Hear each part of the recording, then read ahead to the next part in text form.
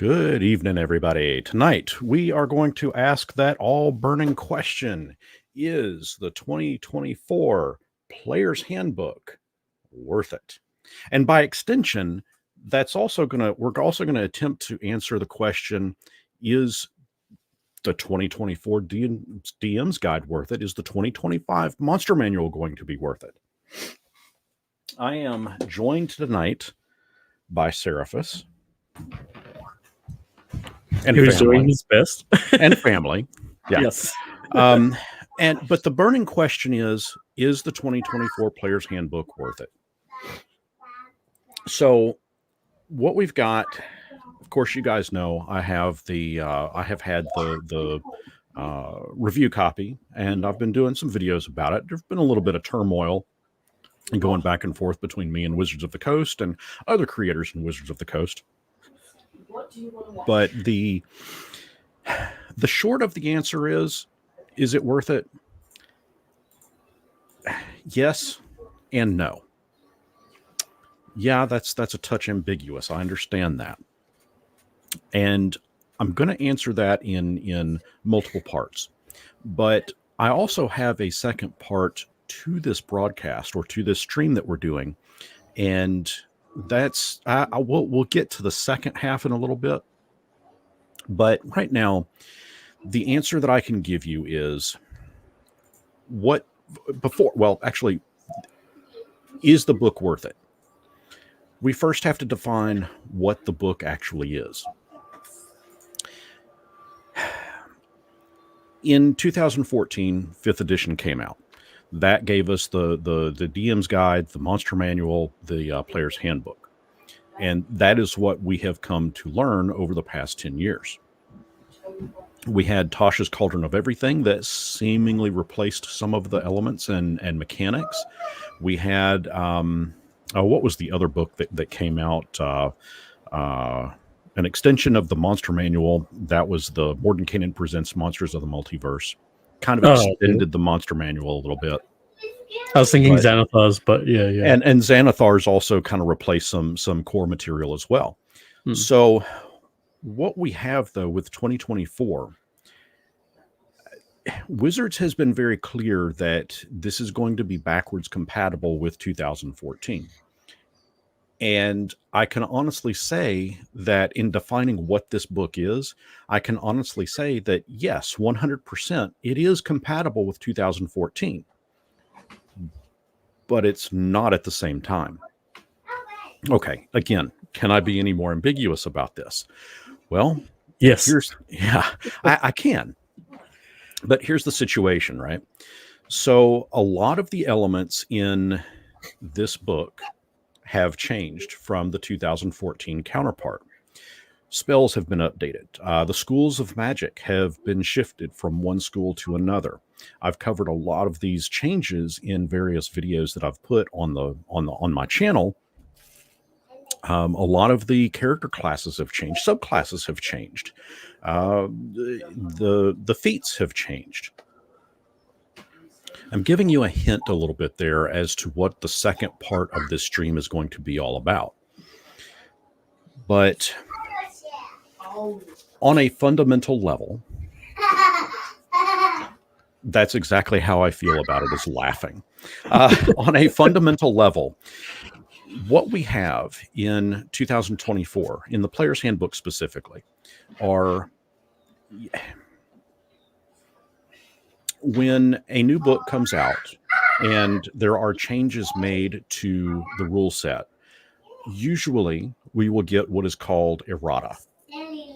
Somebody described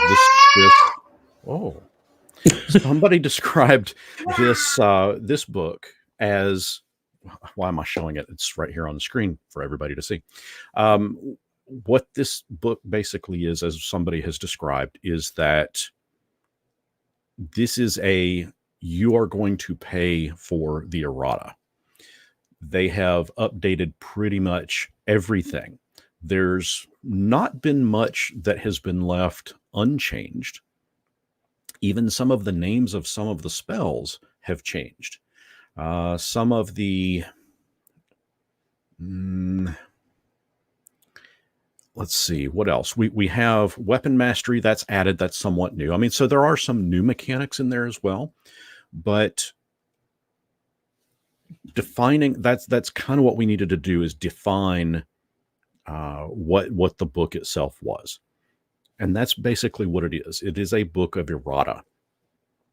As Goths in Rome says, not to be confused with erotica. That's a very different type of book. But with this one, you have... I believe that was the 3rd edition book. Could have been.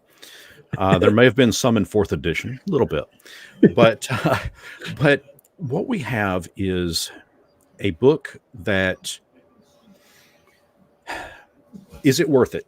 The yes. Okay, I'm just going to jump into this part right now. Is it worth it? Yes, it is. Looking at just the base cover price right here, US dollars is $49.99.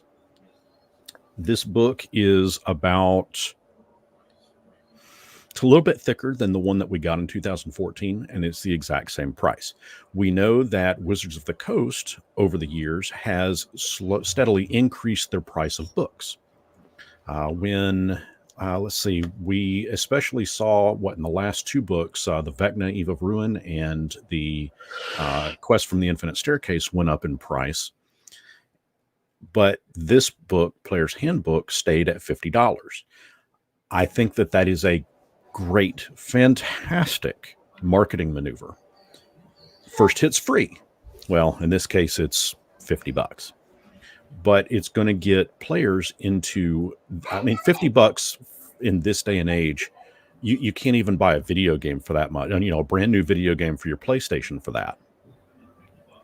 And by pricing this at that $50 mark, again, barring, shipping logistics to other parts of the world and taxes and all that stuff, I'm just looking at the base cover price, the MSRP. You have a price point that is manageable for something that can provide literally endless hours of entertainment. I would assume that the Dungeon Master's Guide and Monster Manual will be priced comparable to this one. So on a price level, yes, it is worth it. Eventually, you will have this. If you were to walk into a store to purchase it, this will be the only option available to you. From that respect, is it worth it? Well, yeah. I mean, if that's going to be if you really want to play D&D, and this is what your options are, just this book, well, that's justified cost.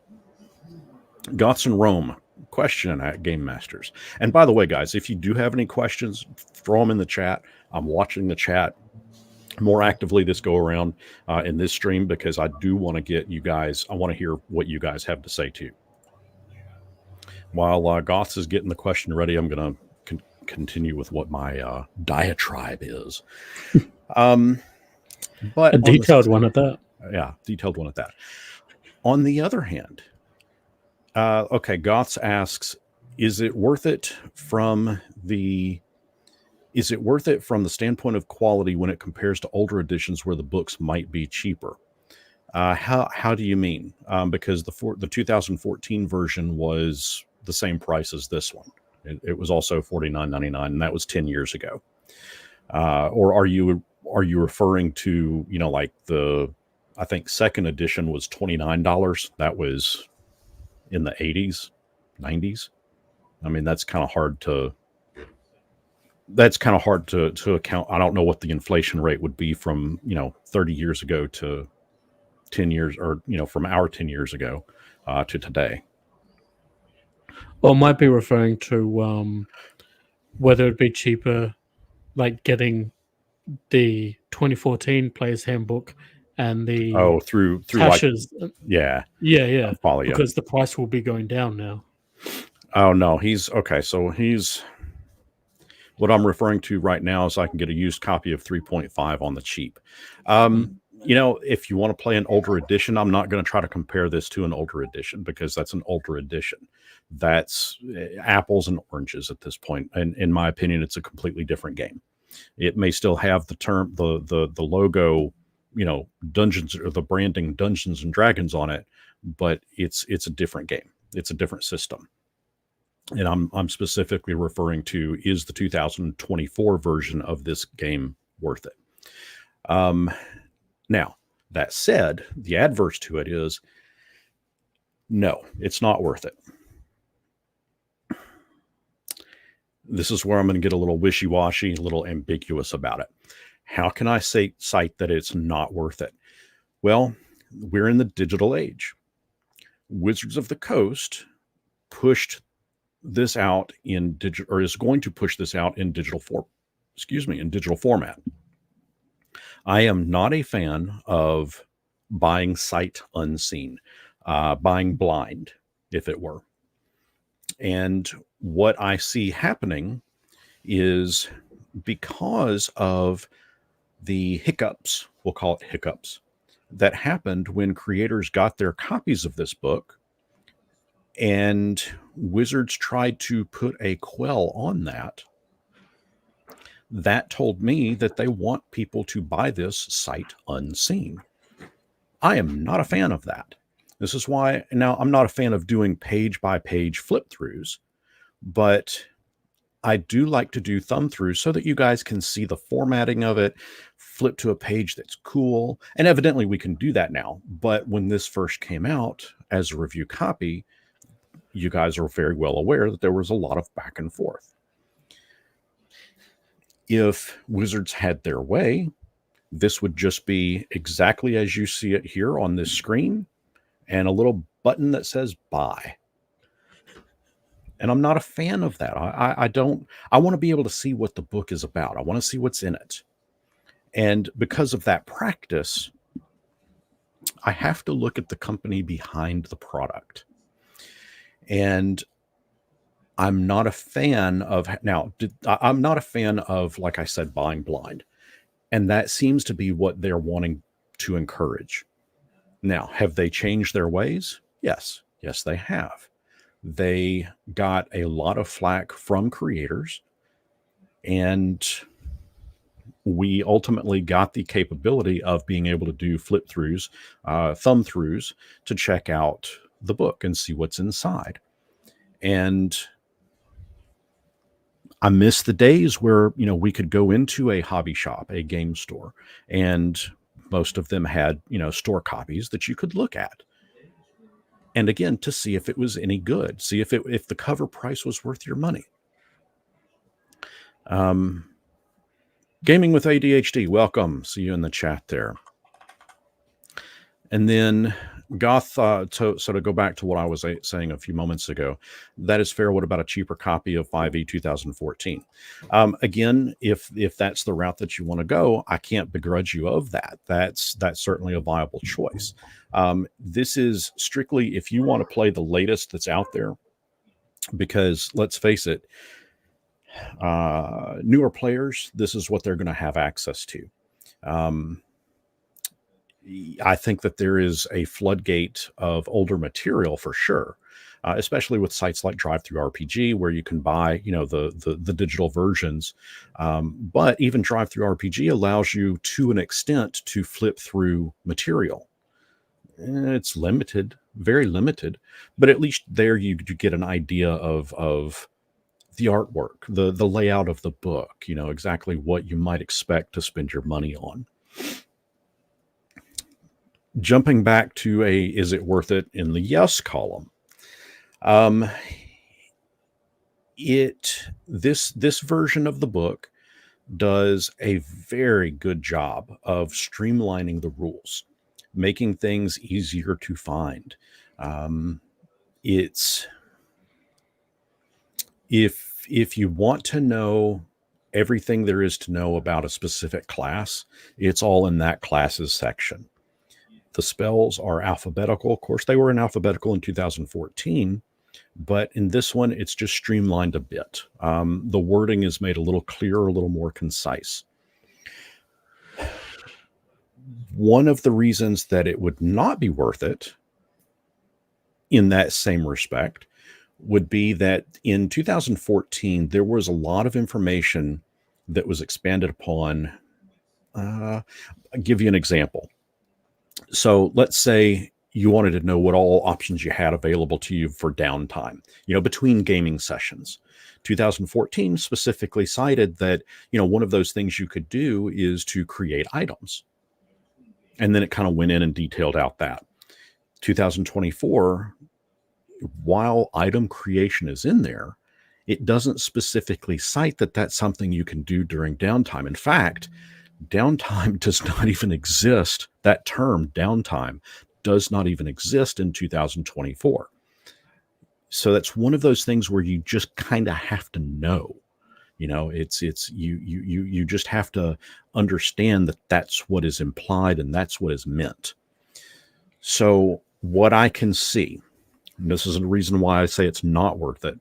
What I can see is those that are interested in jumping to the 2024 version that have been playing the 2014 version are going to end up playing side by side, the book side by side, until they learn the 2024 equivalent of what was in the 2014 book.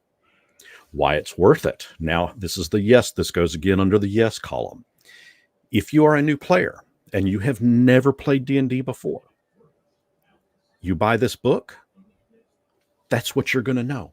It's going to contain everything that you need to know. You might be on your own a little bit to research a touch. Of course, your DM is going to have answers for you, provided that it's, not a DM that's like, screw off. I don't want to talk to you. I'm not going to answer your questions. I'm the DM. You're your player. You got to figure it out on your own. I did.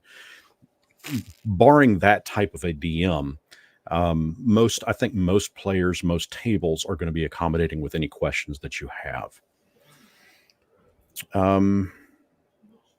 Gaming with ADHD, drive-through RPG. My mouse doesn't want to show up here. Drive-through RPG also shows the table of contents if there is one, and that's a good selling point.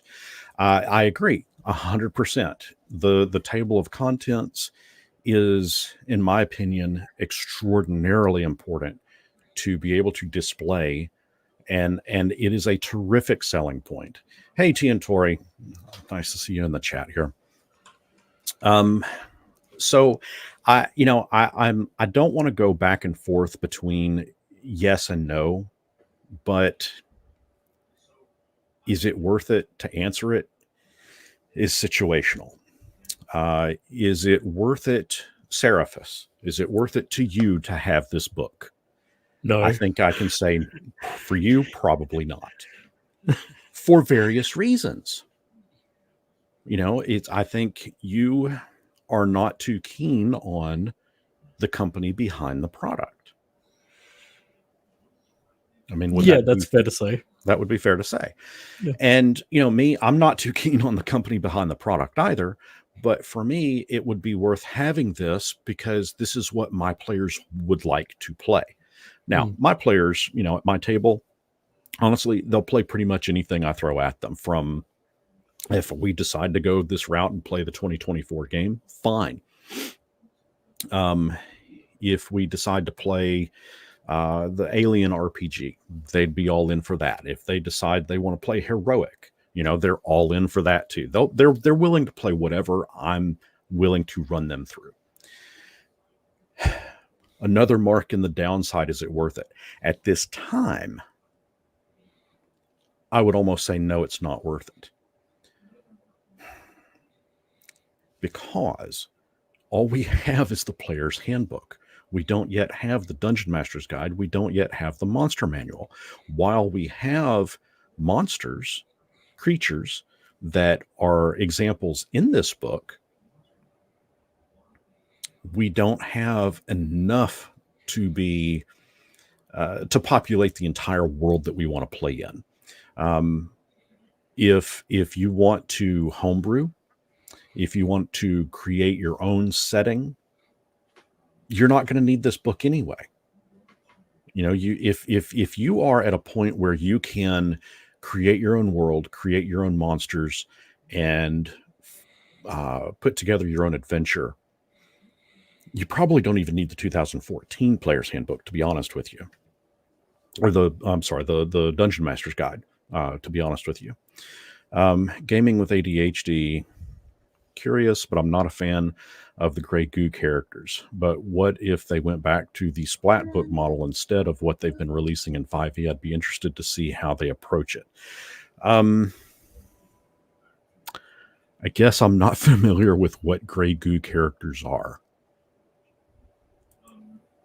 Expand upon that a little bit for me. Cybermind says, also worth noting, once all 3 books are out, a lot of rules will be made free for all in the 5.2 SRD. We're going to get to that. Don't want to spoil it, but that's in my second part of this live stream. But we're going to get there, and I'm definitely going to be touching on that because I have a theory. Tien Tori, Monster Manual is a must in that case, at least. DMG, I did 2014 5e without the DMG.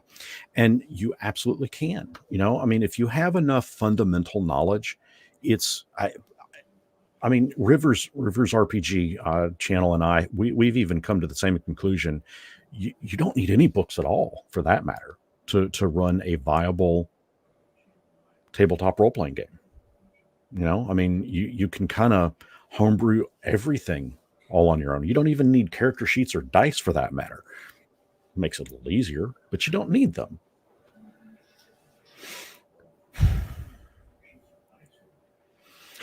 For me, I am happy to have it in my collection, but that's easy for me to say because I received a review copy.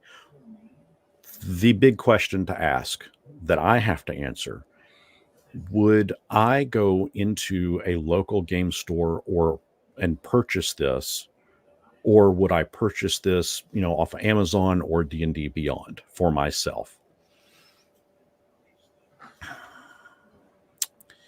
That is a question that I've been wrestling with. But if I was to be completely honest, no, I wouldn't. Why? Well, for me, the answer is a little different than what it would be for the casual player.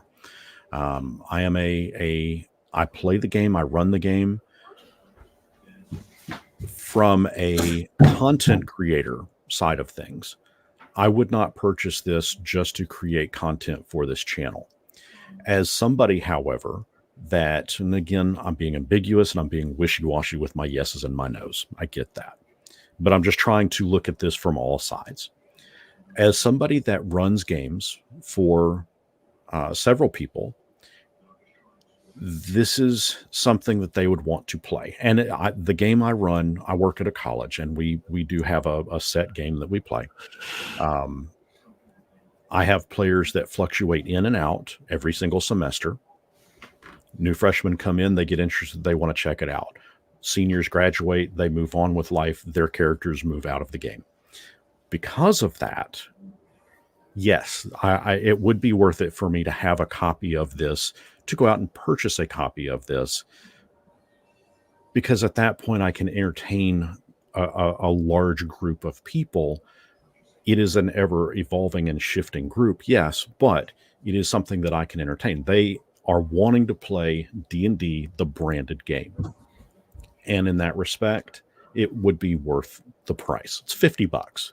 Once the DMG comes out, it's another $50. Monster Manual comes out, it's another $150. Go buy 2 video games. You know, the last 2 video games I purchased, Elden Ring, the DLC, the core game, but then I bought the DLC. Hell, combined there, that's $150 right there. So, you know, it's and that's a limited amount of time that you can play. I mean, once you've solved the game, you've solved the game. There's all kinds of things that you can explore in that. But with D&D, well, hell, I spent $50 on the player's manual or the player's handbook, the Dungeon Master's Guide, the Monster Manual, 10 years ago. That was $150 total. And I've been playing it for 10 years. So in that respect, yeah, it's worth it. Aegis Vivarium, I want to thank you. Thank you very much for becoming a member here. That is very much appreciated. Cybermind, character creation is better mechanically in 2024 with one or two minor things, but 2014 is better for the RPG aspects, has more tools for the player to really think about the character. You know what? I will agree with you. I think that in what we have looked at in character creation, which I've yet to do a video on, by the way, but it's one that I've got planned. To make a character in 2024 is very easy to do. It is a very step-by-step. There is no looking at the character sheet and trying to figure out where to start. And then once you have started, what to do next. It is very simple to do. And I like that aspect of it. So when I was coming up with the concept for doing this, is it worth it? This particular stream, is it worth it? Yes or no? And I started chalking out my yes column and my no column. At the end of it all,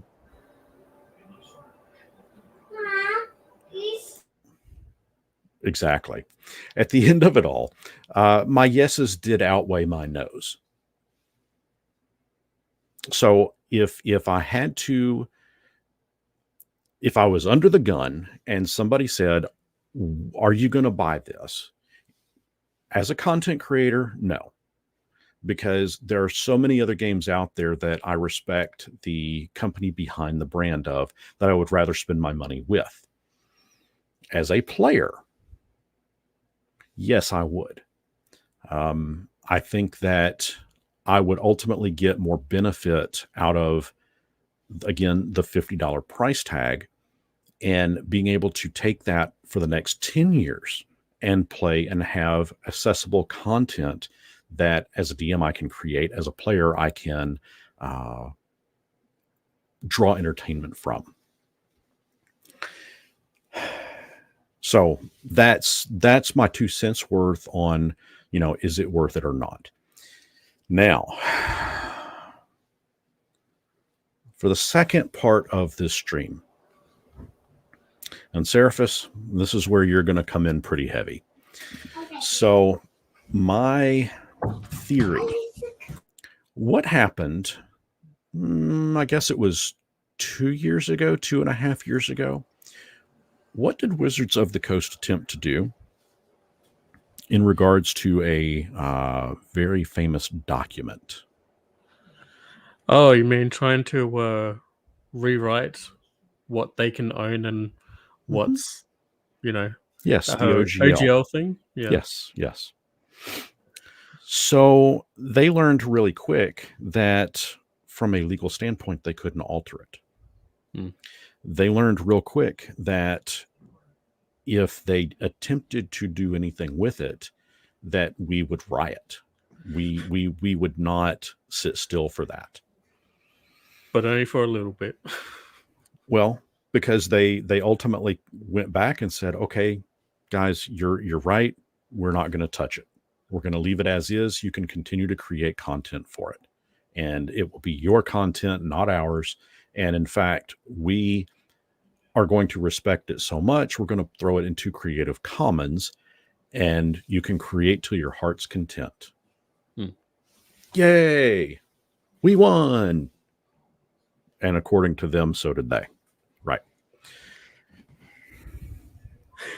So by coming out with 5th edition 2024, because it is 100% compatible with 2014, well, guess what?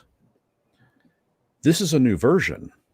It's still 5th edition, but it's a new version.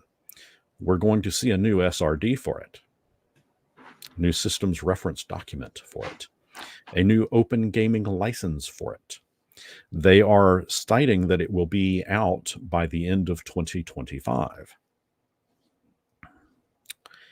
Well, there's nothing to stop them at that point from enforcing exactly what they attempted to enforce with the current one from the 2014 version of the SRD and OGL for 5th edition.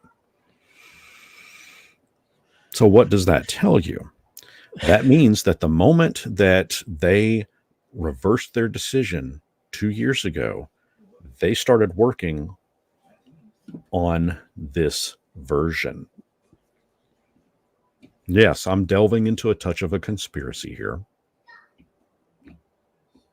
Oh, I'm good with those. Cybermind states that SRD 5.2 is going to be Creative Commons, that they've already made that decision. That may very well be. That may very well be. Does that preclude them from trying to pass off, not pass off, that's the wrong term to use. Does that prevent them from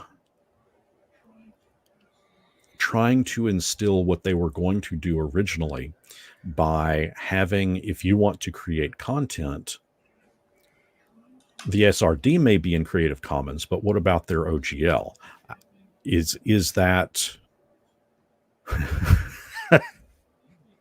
gaming ADHD? You think this is direct posting? No, that's for later. Yeah. We'll do that in about 12 hours. So that's my theory, is that I can't help but wonder if they are, and again, pure theory, pure conspiracy theory on my part, I can't help but wonder if that was the ulterior motive. Otherwise, why change everything in here? And I mean, there's some significant changes.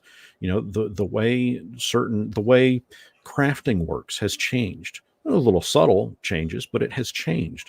Spells have changed. The schools of magic on it have changed. Things have changed just enough. It's still the same game, yes, but things have changed just enough to have a completely different SRD and OGL for this. And that's a touch concerning. Cybermind says it'll probably be like 5.1. There's still OGL and CC Creative Commons license, and how you want to make content depends on which license you use. I imagine it would be the same with 5.2. And I would agree. I think it's probably going to be similar to that. What the other thing that I find a little concerning, I'm not a fan of digital content. I've been quite vocal about that. I did see where they are going to be making the 2014 rule set what they're going to call legacy rule set on D&D Beyond. And once all 3 books have come out, they will start shifting the rules to the new versions, the 2024 stuff. So your spells, for example, when you log into D&D Beyond, and you start creating new characters, it's going to use the 2024 rule set. What is going to stop them from, well, guys, this weekend, we're going to do, I actually won't even tell you that they're going to do this in Cybermind. Here's where you can chime in on this one. What would stop them from doing an update over a weekend to D&D Beyond, and all of a sudden, hey, all of those 2014 rule set that you've been using is gone. It's completely gone. On that point too, I've also been wondering about that, because they're shifting everything to try and be more focused on D&D Beyond, on using that service, on getting that VTT out, all that. They keep saying, oh, it's the books and stuff are compatible, etc., except there's clear differences between the books, the rule sets and stuff. Does D&D Beyond allow for that compatibility between a 2014 player and a 2024 player in the same game? Currently, no, but it's possible that it will. Give me one moment, and I will show you guys. So this is an article that came out not too long ago. Changelog. Here we go. So I guess what I need to do here, let me share this screen with you. So this is their change log, July to September 2024. And basically what isn't changing access to the 2014 rules in Homebrew. You will not lose access to the basic rules or to your copies of the 2014 Player's Handbook, Dungeon Master's Guide, or Monster Manual. You'll continue to be able to create characters in the character building using the classes, subclasses, species, backgrounds, and feats found in the 2014 Player's Handbook.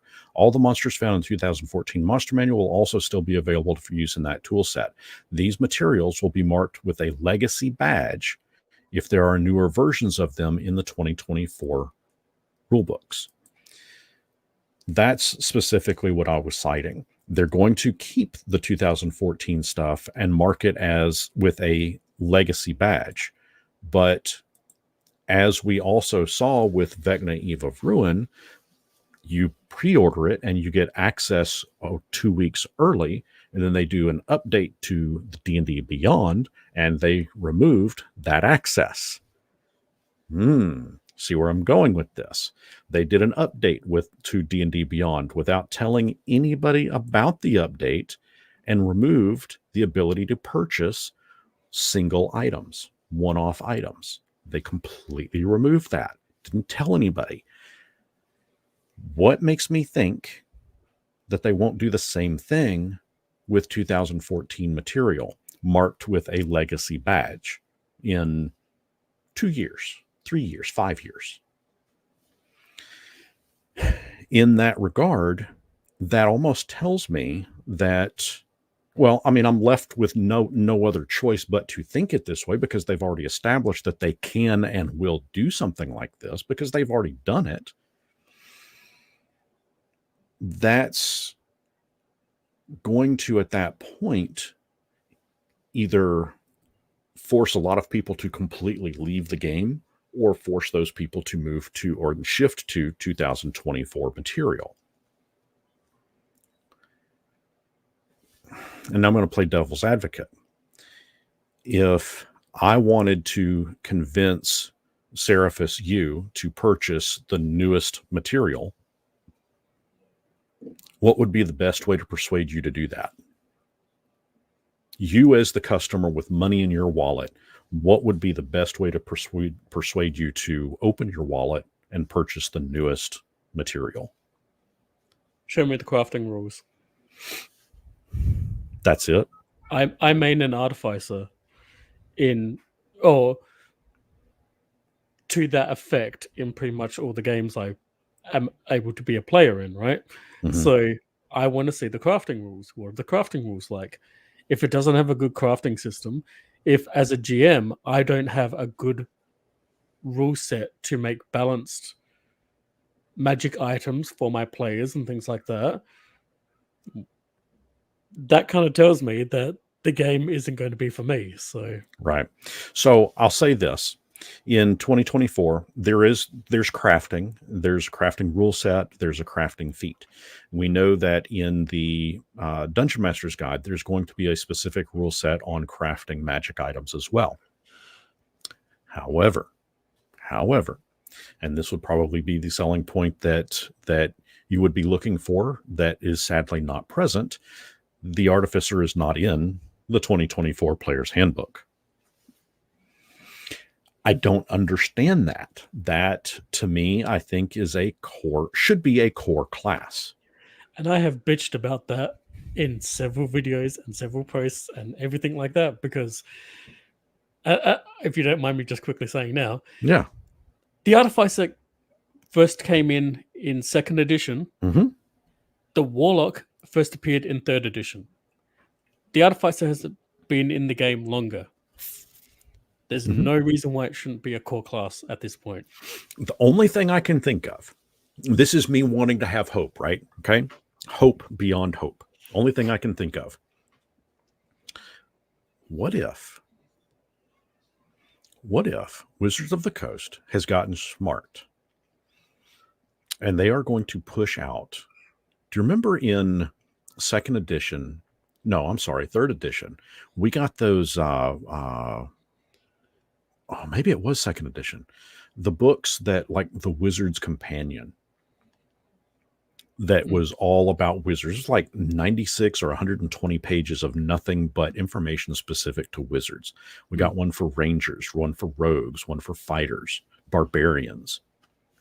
Yeah, second edition had that, and third edition then had the complete books, which were like basically a more generalized version of like, you know, scoundrels, mages, Right. divines. Yeah, the complete books. They were pretty good. Agile Monk, Game Master's hope is not a strategy. I agree with you 100%. Hope is one of the most dangerous things on the planet. I hate having hope. Hope gets me up out of bed in the morning. But what if they did that? What if they came out with an artificer handbook? Well, that would be awesome. But to Gaming with ADHD's comment and tying it back in with that, that's kind of what Eberron is. It is the Artificer's Handbook. You combine, if you referring back to third edition, if you combine the Eberron campaign setting with the Magic of Eberron books, you've basically got the Artificer's Handbook. But in second edition, Artificers existed in Forgotten Realms and Dragonlance, especially in Dragonlance, because the gnomes of Dragonlance were notoriously Right. artificers. There's a whole joke amongst that, that, the crazy little gnomes keep making inventions that blow up. Right. Right. And so how you are to the artificer, that's how I am to the chronomancer. I really wish they would bring chronomancy back. I mean, Oh, I know, right? to an extent, the term chronomancy has popped up in 5th edition, but we've yet to see a true chronomancer. And I would love to see that.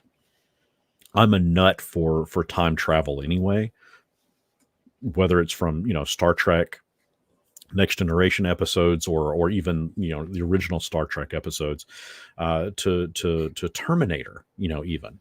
I'm just a nut for time travel. I love it. And the Chronomancer was always one that I gravitated towards for D&D. But that kind of is my overall of is it worth it? I think that is a situational question. I'm trying to look towards the future where we're going to be in, say, 10 years. I don't think that at that point we'll see a 6th edition. Whether you want to call this one, whether you want to call this version 6th edition or 5.5 or 5.25, whatever it is, I don't think we're going to see a book that says D&D 6. Not in 10 years. I think they're too committed to doing this right now. And especially if you look at the VTT, part of the reason that they had to shift or that they couldn't shift to a newer update is because at the point that they were developing the VTT, which was before the OGL issue started happening, they already had a lot of the rule set coded, and that would have been ungodly expensive to just scrap that and come out with a completely different rule set and how, things, combat worked and all that kind of stuff. Agile Monk, man, that I cannot say thank you enough. That I really do appreciate the contribution. I'm happy to support the hobby, and I'm glad that you're supporting the channel. That does mean a lot to me. Cybermind, given the way Hasbro WotC are going, I doubt any big edition changes will happen again. They fudged up too many times. There's too many as good or better alternatives appearing. And, and that I would agree with you there too. We kind of, I think, in fact, it was in our coffee chat this morning, Seraphis, we kind of touched upon that a little bit. There's so many different options out there. Different game systems that are popping including up left one and with right. a core Artificer class too. Yeah. I mean, Monte Cook Games has got, the whole cipher system. We've got Tales of the Valiant. I mean, it's kind of, I mean, that's 5th edition, but there's a lot of other options out there, and I think that's going to be a challenge that Wizards is going to constantly face. I mentioned earlier about the company behind the product. And I think that goes I mean, honestly, it has to go a long way with the consumer base. If the company behind the product continues to piss off their customers, those customers have no reason to support that company or the products that they push out. Yeah, but at the same time, you got to think about modern people's mentality too. They're very easily sucked in by that bit of propaganda that's at the bottom or the top, no, bottom of those books, which is the world's greatest role-playing game. Well, yes, there is that. And two, now here's the bigger question that I've got for you. You play, and I can answer this on my side of things, but I want to hear from your side of things first before I give my view on it. You play, is it every fortnight? Yep. Okay. Of how many people are in that group?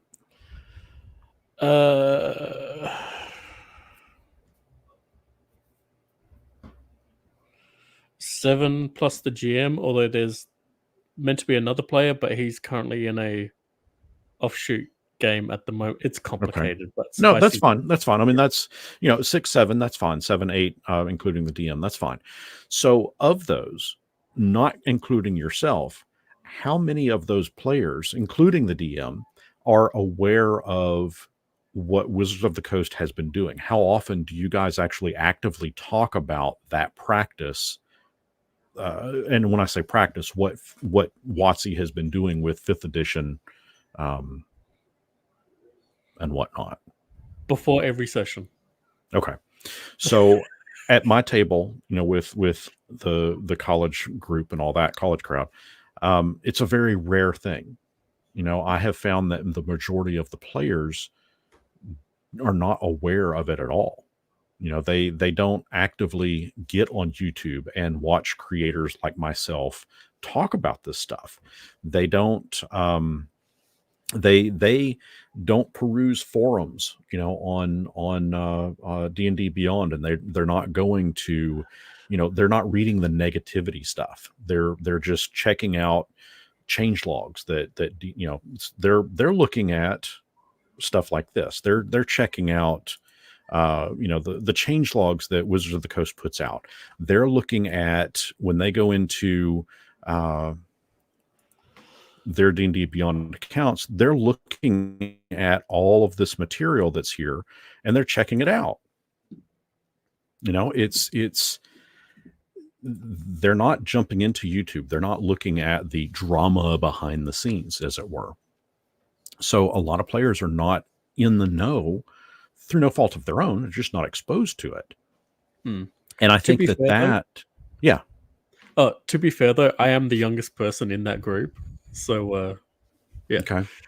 And they're all very online and tech savvy. So, and, these are people who, we're playing a 3.5 group game. So, these people went from 2nd edition, 3rd edition, went through 4th edition, tried 5th edition, and went back to 3.5. Yeah. I get that. And I get that. But I think that is to dismiss the current audience. And what I mean by audience, I mean just your average players, to dismiss that and assume that they're aware of the company behind it and the practices that they did. Well, let's admit, I mean, when the whole old GL thing happened, that was, I feel, that was a big enough explosion that even the most casual of players heard about it. I mean, that's, but then again, I mean, that also kind of happened right on the cusp of COVID. And so there wasn't much in terms of standing around the water cooler and talking about it. If you're logging in to play the game, you're logging in to play the game, not, BS about stuff going on, with the company behind the scenes. Well, maybe not for you guys, but definitely for us. Yeah. Well, and that's interesting. Even my games, we BS for about half an hour to an hour before we get playing. But is that in person, or is that like online like this? In person, and the 2 times we've tried it, yeah, we do it there too. So Yeah. So then I think that's a key difference. If we would certainly be doing the exact identical to how you're painting it, we would be BSing for a good 45 minutes. And actually, we do that now with our in-person games. We do kind of goof around for a good 30-45 minutes before we sit down and actually start playing. It's all part of the ritual to get yourself into the mindset of becoming the character that you were last week. So I mean, I get that, and part of that is talking about the various things that are happening behind the scenes. I think that Wizards of the Coast has a long ways to go if they want to repair damages. From a content creator point of view, oh my gosh, they just keep shooting themselves in the foot. I mean, my philosophy, and I've said this multiple times. This is the masthead of my channel. This is my mission statement.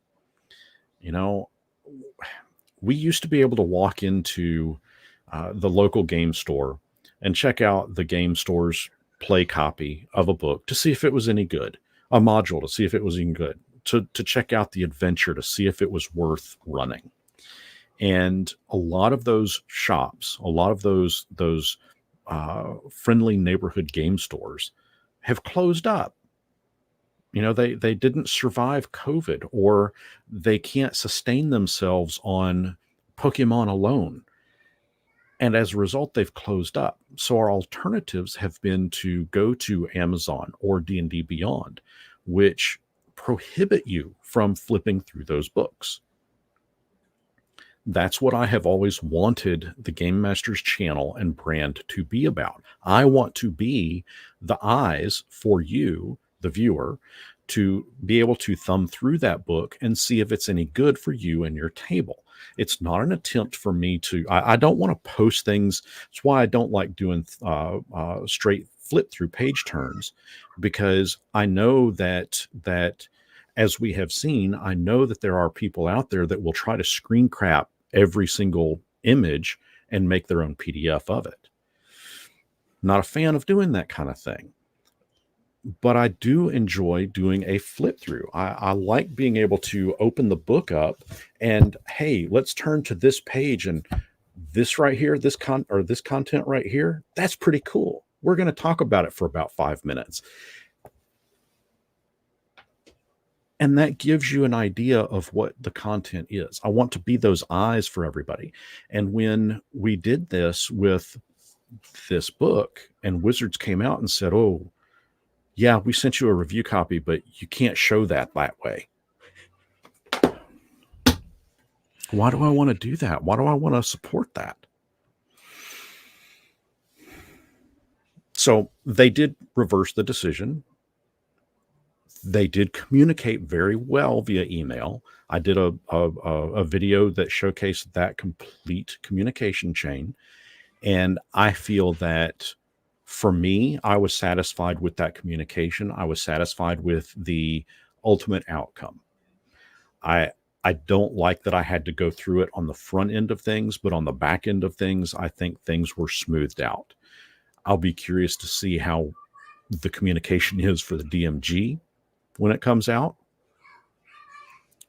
And I think that the DMG is going to be big. I think that the information in it is going to be very sought after. We're supposed to have bastions in it, where players can create their own homes and castles and fortifications.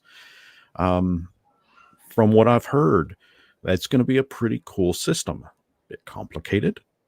I mean, we've been playing D&D since, or I've been running D&D for decades. And my players have almost always had castles that they've had built. But now we're going to have bona fide rules on how that works. And I think that's kind of cool. I mean, did you never get the castles books? I did a long time ago. We never used them though. Because I mean, honestly, we didn't, because at that point we already, I mean, they either found a decrepit castle and started rebuilding it, and it was real super simple. I mean, how I ran it, it was basically a gold sink. I mean, you throw gold at it, and if you want to do something in game, let me know, and I'll come up with a little adventure or something that, some encounters and that kind of thing. If you want to do it outside of game in your downtime, let me know, and throw gold at it, and we'll say in a month this is built, and that was that. You see, that kind of mini game is where my artificer in the 3.5 game is going to be really shining, because that's where I get to actually do stuff. Yeah. Challenge of the day at GameMasters and Seraphis: Procrastinating Space Pirate. Name one thing WotC did correctly in the last 5 years that they didn't screw up initially. I can't. Challenge. I didn't get. And to his follow-up with that, which was his point on Strixhaven, I never got Strixhaven, never bothered with it. That was during the part where I did not give two shits about what they were putting out. I was waiting just for Spelljammer and then Dragonlance, and I got those books. I was disappointed, and I just stopped. Strixhaven, I liked the setting. I thought it was neat, but I also understood the reasoning behind it. It was because Wizards of the Coast had reached out, and this was a few years back. They had reached out to J.K. Rowling for Harry Potter. They wanted to develop a Harry Potter role-playing game, and she basically said, no, I have no interest in people trying to alter what I have created as far as a world. She didn't want that. So Wizard said, well, hey, we already have Strixhaven and into our own intellectual property through Magic the Gathering. Well, what if we just tweak it? Instead of being high school, it's college, and we create our own D&D setting. And then they market that. I mean, they create that and market that, and that pulls some of the Magic the Gathering crowd over. And I don't know how many of them stayed though. But yeah, I don't know how many stayed, but I mean, which is what's really weird to me, because I grew up when Magic came out. I went in whole hog. I played it, and I honestly always assumed that if you played Magic or if you played D&D, you'd enjoy playing Magic, and if you enjoyed playing Magic, you'd enjoy playing D&D. I just always assumed that everybody was of that same mentality. I have, of course, eventually come to understand that no, not everybody is of that mentality. And of course, I look at myself, and I haven't played Magic in, I don't know, years. I mean, the last box that I bought was, well, I did buy the D&D stuff when it originally came out. Never did open it because, I figured, hey, man, imagine if I still had like a box of Legends in my closet. I'd be able to retire tomorrow.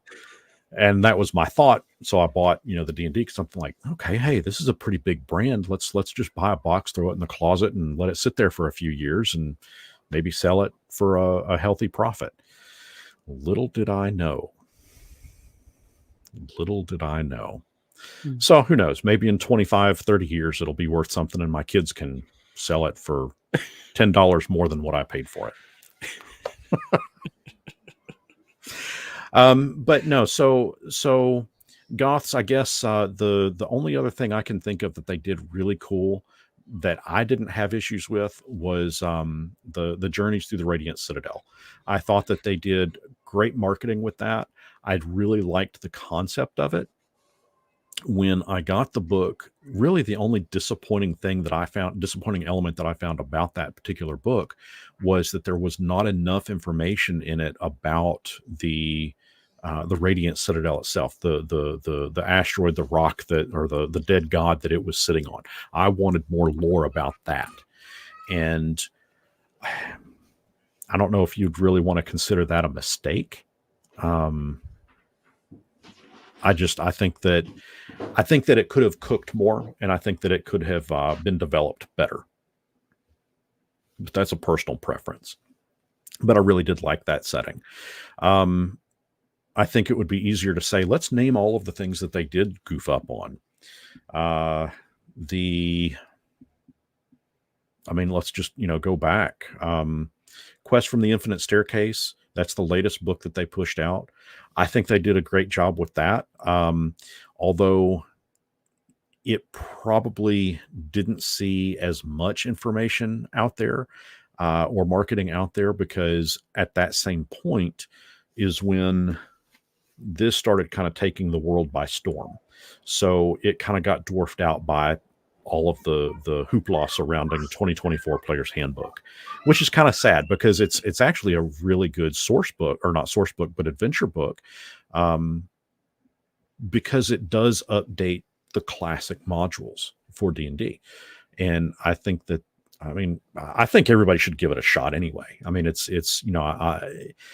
screw the genie, screw the staircase, that whole part that wraps around it, but check out the actual adventures in it. Those are pretty cool. Going back to the Vecna Eve of Ruin, you guys, if you're watching me now, you've probably already checked out my channel, or you're familiar with my channel. Yeah, there were all kinds of hiccups and issues with Vecna, and I'm not even referring to the adventure itself. I'm referring to what led up to it. Cybermind, maybe the next video would be, which is more worth it, D&D 2024 or DC 20 or Daggerheart? That's a tough one, because again, I think that's going to be a very subjective answer. I think that for example, Tian Tori, one of our friends, she has gone full in with DC 20 to the point where I don't think she's really even looking back at D&D anymore. I think she's completely moved on to DC 20. Daggerheart, I'm sure there's folks out there that are heavy in that. I think for me, I'm not even familiar with it anymore. I mean, I left it behind. I don't know, it just didn't grab my interest. So for me, I guess if I had the choice between those three games specifically, I'd probably pick D&D 2024.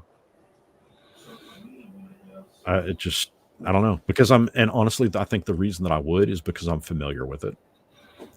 I'll choose the bullet. Say it again. I'll choose the bullet.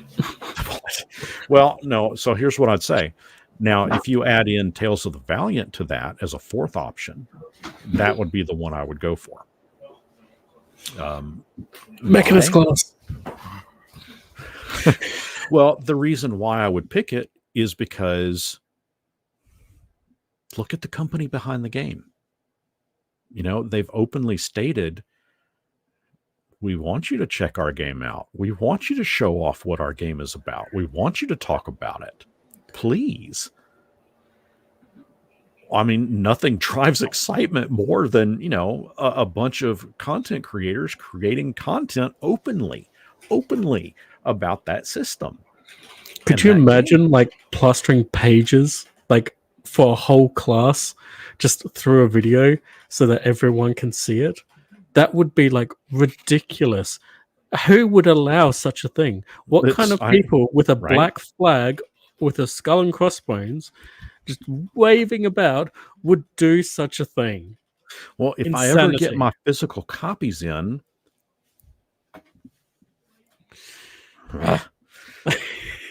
sometimes I just I'm too anxious, and I want now. To be fair, I was 2 months late getting mine because of the distributor that they've got here in Australia. So yeah, I get that. And that was a freaking Becca. Yeah. I am very impressed with Free League. They are for content creators. Oh my gosh! I mean, they bend over backwards for us. They Dragonbane, I thoroughly enjoyed making content for. Um, it was probably one of my least successful videos, but it was one of my or set of videos to make. Uh, to air is what I'm trying to say. It was probably my least successful videos to air, but it ranked up there as being among one of my most favorite video series to make, to film, edit, and talk about. Um, that if Goths, if you were to add that as a, or Cybermind rather, if you were to add that as a fifth option, I'd be all in for Dragonbane. That is, I like the simplistic approach of it, the rules light approach of it. And it is a lot of fun. The downside to it is there's not much out there in terms of setting or lore. It's coming, but right now, for official information on it, there's just not much out there. Now, if I understood and read Swedish, then I could go back and grab some of the stuff that came out in the 80s and 90s, from the original version of it. But I can't read that stuff. I'm not proficient. My language skills are a 2. I know enough about it to identify what the language is, but not enough to be able to read it. So, well, you're slightly ahead of me then. And hey, check out what gaming you've got him itching for some 3.5 Eberron. Oh, come on. 3.5 Eberron is just amazing. I mean, technically it's where it started, but still, just... Yeah. And Cybermind, this conversation is why D&D needs to be careful. There's some big contenders out there. D&D is no longer the monopoly. May still be among the biggest, but the margin is dwindling. And I agree 100%. You cannot you can't piss off the people that are advertising your product for you. I mean, I'm a nobody, but I understand that. I mean, you get something out there in the court of public opinion, and that can make or break you. I don't care how much of a money you've got in your coffers. If you make one bad decision after another, how many people have they already lost? I mean, Seraphis, let me ask you this. What was when you what edition did you originally start playing in D&D? Basic. Okay. So you've seen it evolve throughout the years. You've moved through different editions. No? Nope. Okay. So my friend's parents had a copy of the basic box. And then we found our school had a copy of some second edition material, which included Spelljammer. We played that. Then we put it down. Then we played Shadowrun for years. And then I missed 3rd edition. I missed 4th edition. And then I picked up 5th edition. Okay. Yep. So I have an interesting history with D&D. So at what point? Okay, so you did 5th edition, and then you ultimately ended up settling in with your current group playing 3.5. Yes, because I've got cousins who were in that group, and they needed someone to fill in. Gotcha. And they were like, "Oh, he's done a lot of gaming." They recommended me to the GM. I talked to the GM, and now I'm a permanent player. So what was the deciding factor? And I want to hear this from a player's perspective. What was the deciding point, deciding factor, or deciding element that made you decide, I'm not going to play the latest and great, or I'm going to use the term greatest in a very subjective manner. their words, well, actually, it's up here, right here. What made you decide to not play the world's greatest RPG game, the latest version of it, but instead go back to an earlier version? And I don't mean, and when I say, let me clarify a touch a bit on that question. I don't necessarily mean because that's what everybody else was playing. What actively made you decide I'm not going to buy any 5th edition books? Oh, I'm a nerd. I think we can all agree. Sure. And when it comes to that kind of stuff, I have a few very specific things I like to be knowledgeable on. Lore is one of them, but clear clear mechanics are another thing. D&D didn't have lore. 5th edition. Yeah, 5th edition didn't have the lore there. The 5th edition didn't have the mechanics that I was after. And especially when, and I use this all the time, but especially when they released Spelljammer, and basically their advice to GMs was, or DMs was, just don't do ship-to-ship combat in a Spelljammer. Right. Like 6 different ways, and apologies to the stream and everything, but my Australian's about to come out. But in 6 different ways, go fuck yourselves. Like, you absolute assholes. Now, thankfully, my creativity looked at Descent into Avernus and Ghost of Saltmarsh and went, okay, I can take the Hell Vehicles mechanics.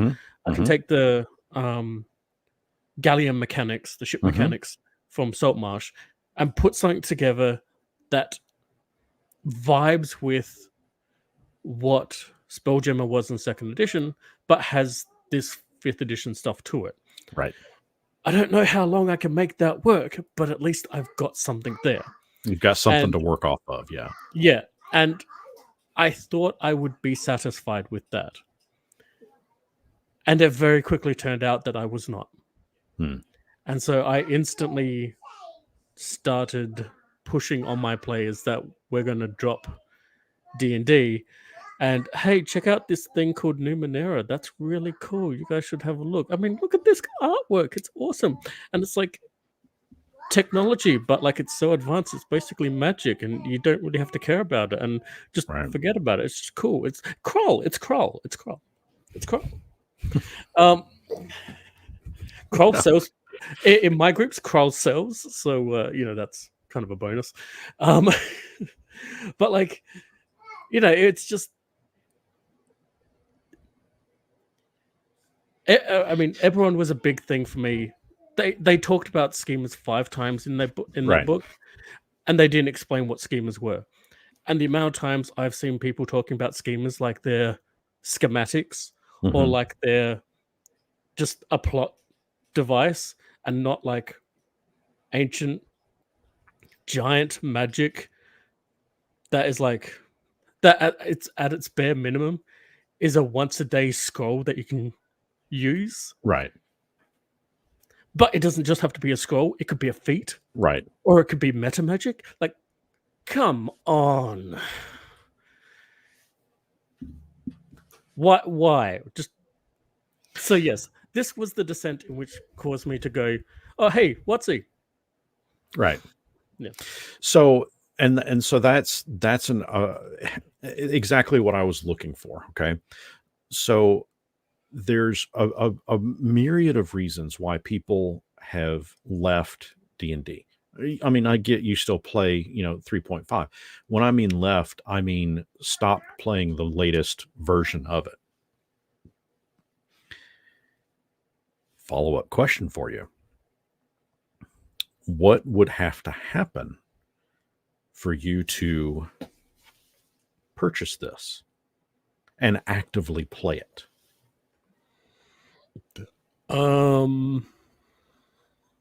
What would make it worth it to you? as somebody that was fed up with no lore, was fed up with their odd mechanics that didn't mesh with previous edition, or let me rephrase, not that it didn't mesh with previous editions, but that it Didn't live up to. didn't live up to. Yes. What would convince you to go, okay, that's interesting. Yeah, I might check it out. I might drop $50 or $70 to get that. In your case, See, here's the thing: there isn't, because I'm kind of an old gamer, and so D&D, Shadowrun, even like I don't really play either of them anymore because like CGL have kind of fucked over my love for Shadowrun now. So I don't play that. I haven't been collecting that anymore. I'm starting to move on to other games I've heard about, other games I've tried before. Like, I'm a gamer who will move on to other things because I'm not restricted by that. Right. Now, follow up to that question. And I've got a very specific point I'm trying to make here, okay? How many other gamers out there, players, DMs, how many out there do you think have had the exact same viewpoint that you currently have? I don't know. I'm a hermit. I don't talk to other people. Okay. Best guess.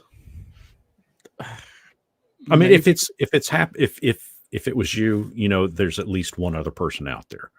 And if one other person out there, got fed up with it in the same fashion, there's got to be more than just that. I mean, I'll be generous. Maybe a quarter of the entirety of the people who play D&D might be like that. They might know of other games, because they've played the Shadowrun video games, or they've seen Cthulhu video games, or what have you, and they might be like, oh, I know these exist. I've heard about them as tabletop games, and go looking for them. Then, of course, I could get into a whole rant about how, there are people who make Dragon Age conversions of 5th edition and completely ignore the fact that there is already a tabletop role-playing game of Dragon Age, you bastards. Right. So I want to shift a little bit and ask you this one. I guess it was not this past December, but the December of, let's see, that would have been 2023's December. So 2022's December, it came out that at the shareholders meeting, Hasbro shareholders meeting, that they cited that D&D was not being monetized enough. I want to tie in something that Cybermind stated here. I mean, this conversation is why D&D needs to be careful. There's some big contenders out there. D&D is no longer the monopoly. It may still be among the biggest, but the margin is dwindling.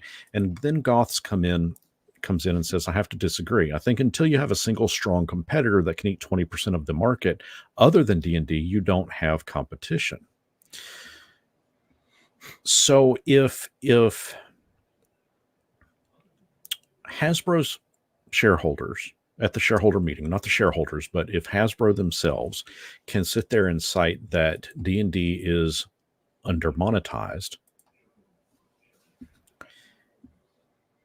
at what point are the folks such as yourself that have gotten fed up and left for alternatives,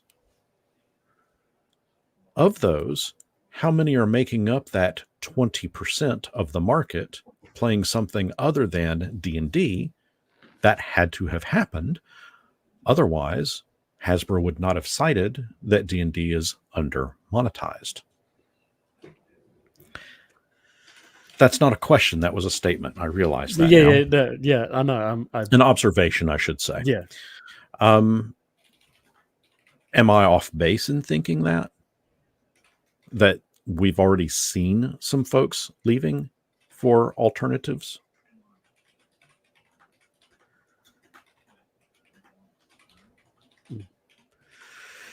I mean, actually, I'll mention what Goth's right there. Like, essentially, those 20% need to be playing the same game for it to really be a noticeable thing. And I think that's a pretty good point that, you know,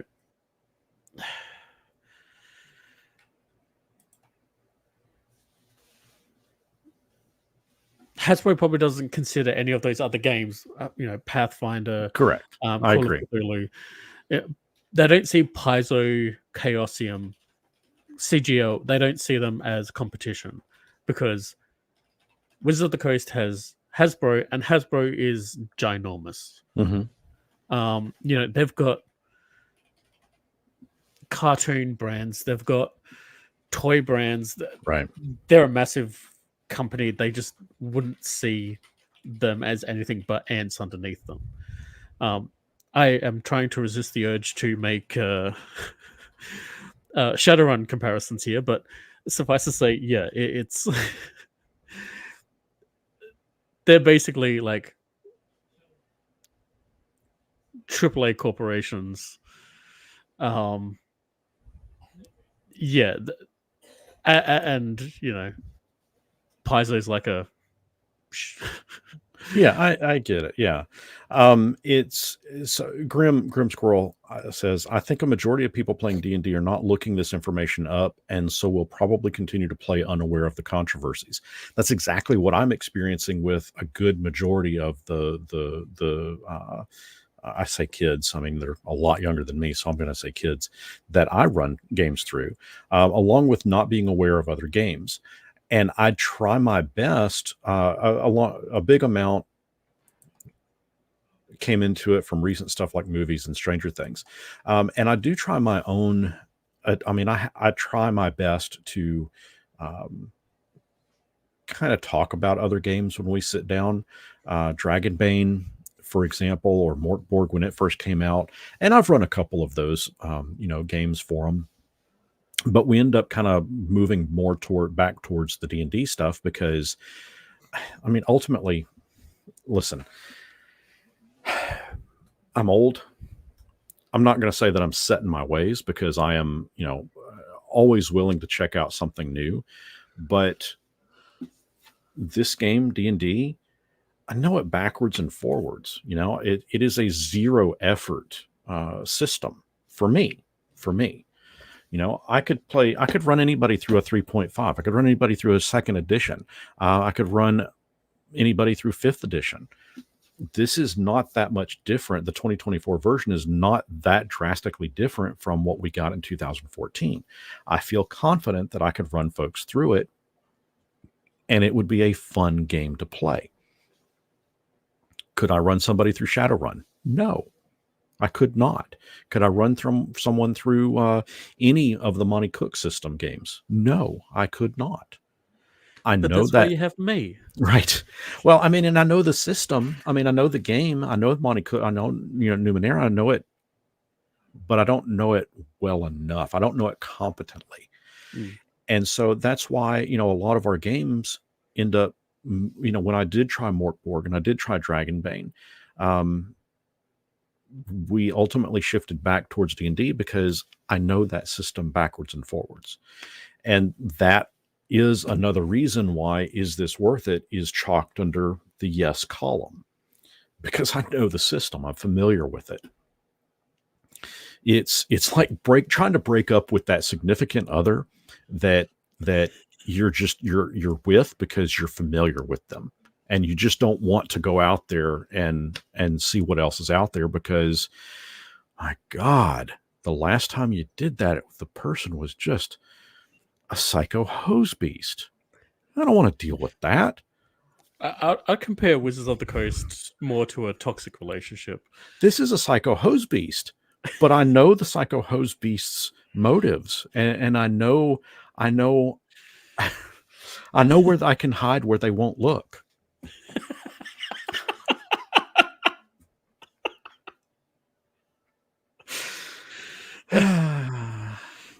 So it is a toxic relationship then. Well, sure. Why not? I mean, I don't know that I would call it toxic. I will say it's a transactional relationship for sure. Also, it's a gold digger relationship. Okay. They're only with you for your money. Oh, of course. 100%. I mean, there's no question. I mean, well, we could jump down the rabbit hole of, let's look at the content that they've produced, and go back to one of your core complaints about not having lore. I mean, and I think that's a valid. Well, that's one of my main complaints about 5th edition is name one book from 5th edition that has expanded the lore in a meaningful way. That has gone. I mean, let's look at the latest Vecna Eve of Ruin. I mean, yes, it was an adventure book, but go all the way back to 2nd edition. Okay. Die Vecna Die, the very last module adventure that they came out with that transitioned from 2nd edition to 3rd edition. That was a major event changing adventure. Vecna destroyed a lot of stuff. Fast forward to Vecna Eve of Ruin. Nothing. He was touted as being this big bad guy that was going to destroy stuff, but never did. The lore did not change. At the end of the day, the only thing that did change is that, spoilers everybody, if you defeat Vecna, he gets ousted and cast down to Greyhawk. That's it. So reset. Yeah. Pretty much a reset. Doesn't expand upon, what he does, what he's going to be doing. We can, here's that dangerous word again, hope. We can try to hold out hope that Wizards will do something with him in this moving forward. We do know that Greyhawk is going to be the official setting for this edition. I'll call it 5.5, whatever.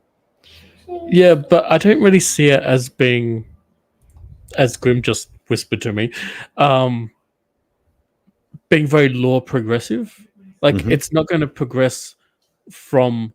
I really don't see them progressing from what happened in Eve of Ruin. I don't see, like, how Greyhawk is going to be.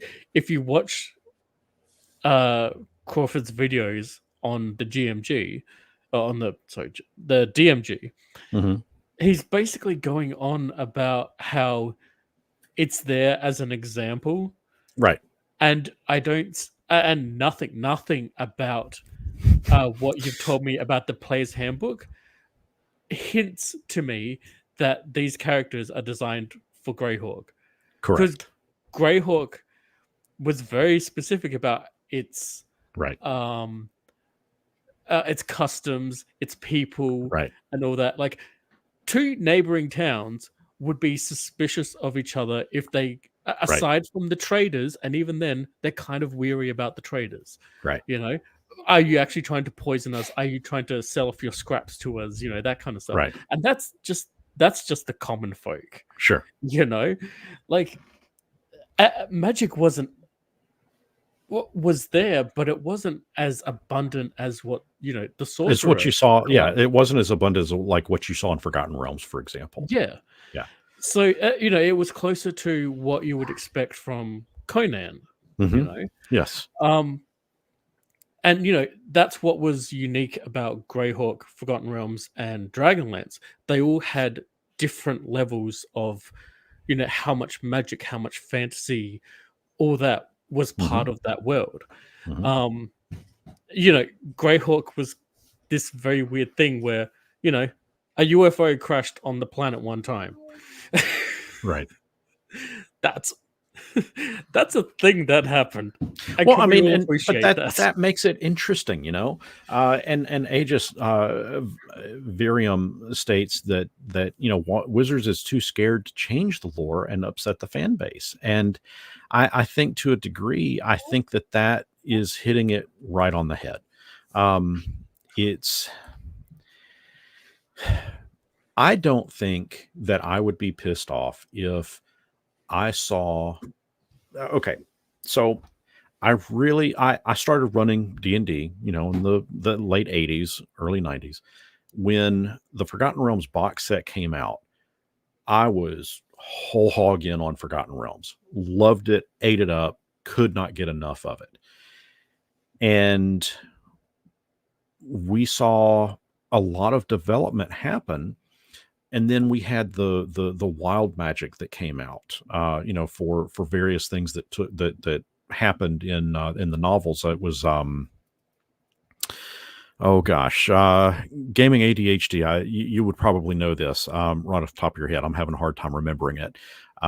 It was it the Tantris Waterdeep trilogy where Kelemvor and all of the gods and stuff uh, had this big battle on Forgotten Realms and Shadowdale, I think it was, and Midnight and all of that. And that's where wild magic came into existence. I could be a little off on my novels there, but that was a development that took place, and I wasn't pissed off at that. And that's the last I know of development for lore for Forgotten Realms. I mean, we've had 40 years of nothing happening, or 30 years of nothing happening, and I would love to see new information. Something. Something. Anything. Yeah.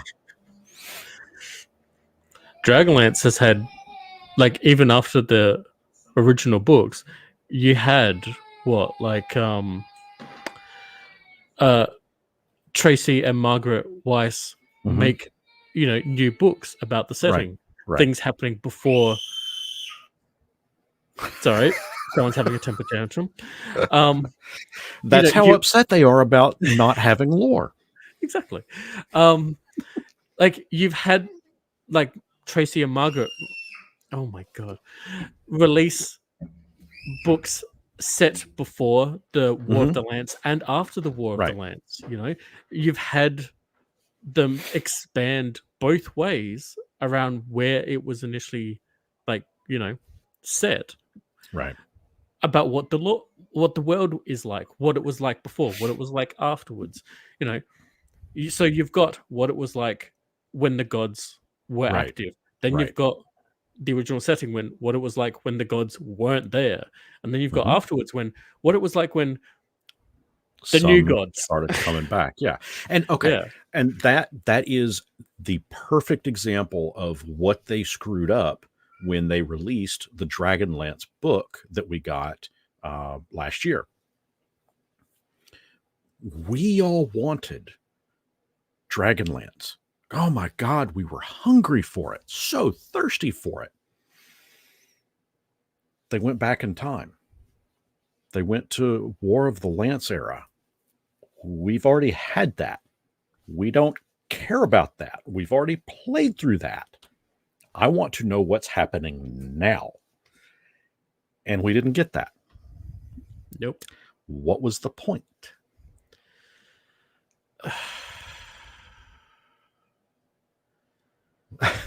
I mean, and that's what I find so frustrating is I'm going to go with that dangerous word, hope. If they wanted in 5th edition to retcon, change the storyline a touch, fine.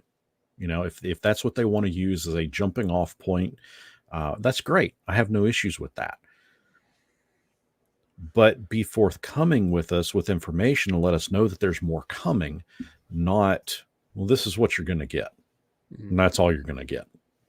And then tie in the whole, whole issue that happened between evidently something coming out between Hickman and Weiss versus WotC about I think they were supposed to have three new novels that were supposed to come out that got completely scrapped. Although I understand now it's back on again. But I it's think a because it different. was made public. Yeah. Well, and I have a suspicion about how it was made public yeah, I do too. because of a certain Dragonlance fan. Yep. Who may or may not be a movie star. Yep. Yeah. Yep. And unfortunately, we're not ever going to see that series. Oh,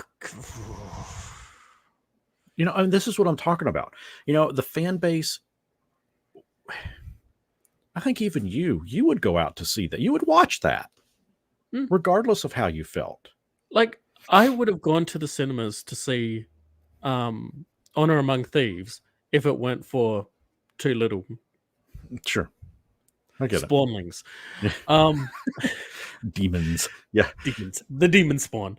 I would have gone there to, watch that movie because at the end of the day, while I take Ed Greenwood's stance on this, it was not a Forgotten Realms story, but it was a good D&D movie. Yes.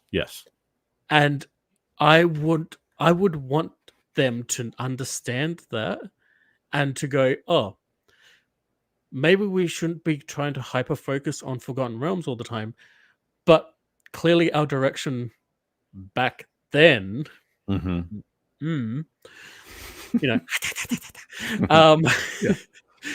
was not the right direction either.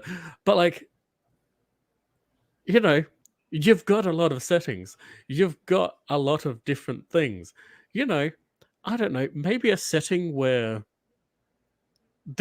a fantasy setting where you've got the gods who aren't around anymore, or maybe a setting that's like fantasy, but it's like Mad Max fantasy. Oh, I don't know what that could be. Or maybe a setting that's all about almost kingdoms fighting each other and something. I'm just throwing out some ideas. Who knows what these settings could be, really? Right. And it wouldn't even matter. I mean, settings wouldn't matter unless you are specifically advertising that setting as a core of the movie that you're trying to show. So, Honor Among Thieves.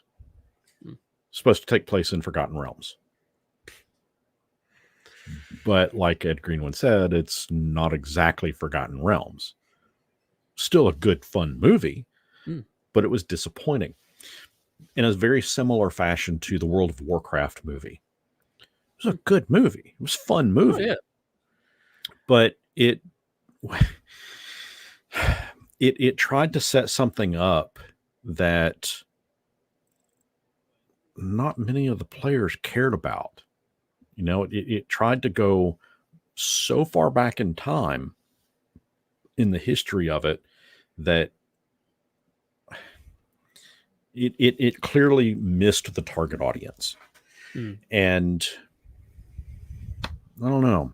I think that's part of the issues with Wizards of the Coast that could ultimately make this and put a strike into, is it worth it, in the negative, in the no section. And you have to consider it, is that what direction are they going to take this? In 2 years, what books are we going to see? We know that the Dungeon Master's Guide's coming out. We know the Monster Manual is coming out. Well, what are you going to do to convince me that the fourth book is going to be a book that I have to have? That's what concerns me. And that is so if I have a, is it worth it? Yes. Yes column and a, is it worth it? No column. I'm going to have a middle column of, I don't know. I would like to know the answer, but I don't know the answer. But what comes next? And that's that middle column. It's that column of time will tell what this will result in. Yeah. And I hate that. I don't like the time will tell. this is one of the core issues that I had with the newest Star Wars trilogy, episodes 7, 8, 9. It's and I don't want to dive too deep into the Star Wars rabbit hole there. I want to I want to paint this particular point because I think it paints it very clearly. With episodes 7, 8, and 9, what were they called? Rise of Skywalker, Force Awakens, and I can't remember the other one. But when Force Awakens, Last Jedi, thank you. When Force Awakens came out, you would think, okay, this is a multi-billion-dollar brand, A license to print money has got a license to print money. Yes, that's exactly what it was a license to print money. Sit down and have a 3-movie plan. Don't make one independent of the one that came before it. Make them all connect. Maybe don't use the asshole whose whole shtick is either ripping off homaging Spielberg and Lucas. Yeah. And whose whole original thing is the mystery box. Yeah. Which never has a plan behind it. Yeah. Maybe that was a bad idea. Maybe. Maybe the guy who ruined Star Trek shouldn't be given Star Wars.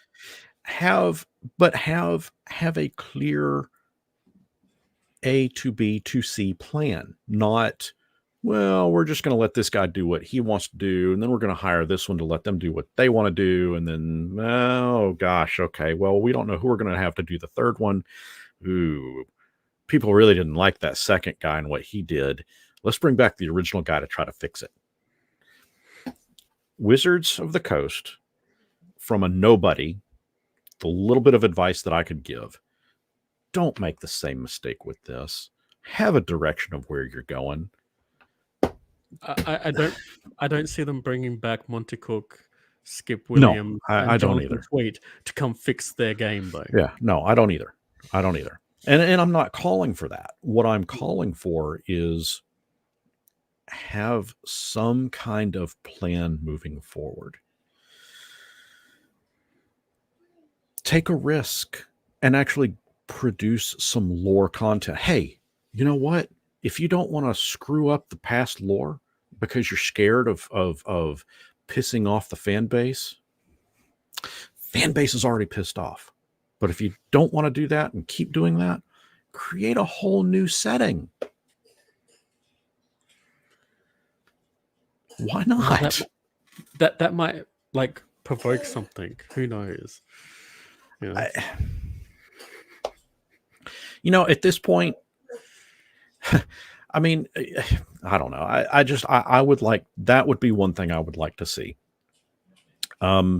What got me into D&D, I think, was a good formula. And I think that is something, and what got me into D&D, well, it's not what got me into D&D. What kept me in D&D was the Forgotten Realms box set. And I think that and it was original, it didn't exist before. Forgotten Realms didn't exist before Forgotten Realms existed. It was brand new. Why couldn't they do that with case in point, Aegis, there we go. Chats are coming in too fast. Okay. Aegis says this perfectly. I think that's why Eberron took off so well in 3.5. It was a new setting. It was fresh. That's exactly what I'm saying. I don't see that you could go wrong by coming up with a new, fresh, original setting for 5th edition. Why do we have to rehash something that's been around that they're too scared to develop? And I've said this a bunch of times as well. Mm-hmm. They seem to be very committed to this idea of a cartoony, almost the cartoon animated series kind of aesthetic design philosophy of a D&D world, and they keep trying to force that on Forgotten Realms. Just make that setting already. Right. You wouldn't be annoying, Ed Greenwood. You wouldn't be annoying the ghost of Gary Gygax. You wouldn't be annoying Keith Baker. You wouldn't be annoying Tracy and Margaret. You could have a setting that's that thing that you want, that you could do all that cartoony style and stuff with. and people would 100% accept it and Yes. buy into it. Make Yes. a My Little Pony or My Pretty Pony setting. Actually, I think that's already a game. Yes, it is. And if you know what, listen, I'll put this out there. If anybody wants to see me review a copy of that, let me know, and I will buy a damn copy of it and check it out for you. You know, Gotts is going to swarm you now, right? That's fine. Yeah, okay. That's fine. But my point is, there is so much potential out there for something. And actually, Gotts and I we've already had a conversation about it. You know, Hasbro. I mean, it's, you know, although Hasbro, My Little Pony is not Hasbro, but you know, you could have a role playing game of Cabbage Patch Kids, of Strawberry Shortcake, of, you know, My Little Pony, of Smurfs, and, you know, imagine having all of that's catered, and it'd have to be simplistic stuff, of course, but have that all catered to, you know, your 2, 3, 4, 5-year-olds. And now you got them hooked. You know, they're going to grow up role playing. Think about this. Seraphis, have you ever attended a tea party with your kids? Not yet. Mostly because my little Hellraiser that's currently snuggling at me likes how do I put this? Battlecorns. Okay. Unicorn killing warriors. Not Nothing wrong with that. Yeah. So she's not quite the tea party kind of person. She's the Hulk kind of person. Gotcha. You know, Gotcha. Hulk smash. Well, Hulk, but you're familiar with tea parties, yeah? Yes. Okay. Well, that's exactly what that is. That's role playing. Why couldn't we have that as a game? You know, throw a couple of dice in there. Well, are you going to have sugar with that or not? I don't know. Let's roll some dice and see. How many cubes? Let's roll a D4. I mean, I'm just, you know, throwing stuff off the top of my head there, but you know, the point is, there's so much potential. And I think that if Wizards were to craft their own setting, I don't care how childish it is. I don't care how mature it is. I don't care how cartoony it is. I don't care how hardcore artwork is. It is completely irrelevant. I think if they were to create a unique and new setting, I think people would flock to it. I think, one, because I think a lot of people would just be curious to see exactly what they did. But if they developed it and crafted up a good lore to go with it, come on. I mean, you know, for every person that got big into Forgotten Realms when it came out, for every person that got big into Spelljammer when it came out, people would get into this when it, you know, if it were to ever come out. I'm convinced of that. Do I have numbers to back it up? No, of course not. You kind of do, because they did release a 3rd edition supplement that was based on the animated series, and with how well that basically did. And if you look at, you know, Hasbro's other licensed properties and all the various different cartoon series, you can see that a cartoon animated kind of world would be very popular, you know? I think so.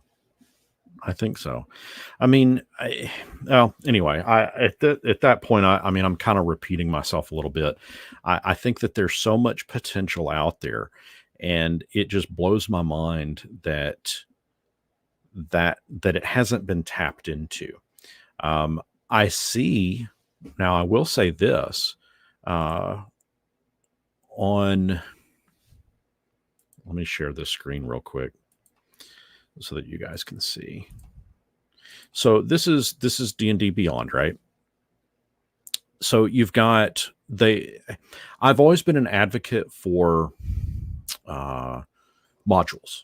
I know that adventures in the 80s, 90s, 2000s didn't sell very well, but they sold. And I've always felt that I would, if I'm going to buy an adventure, I want to have a, 30 to 60 page little softback book.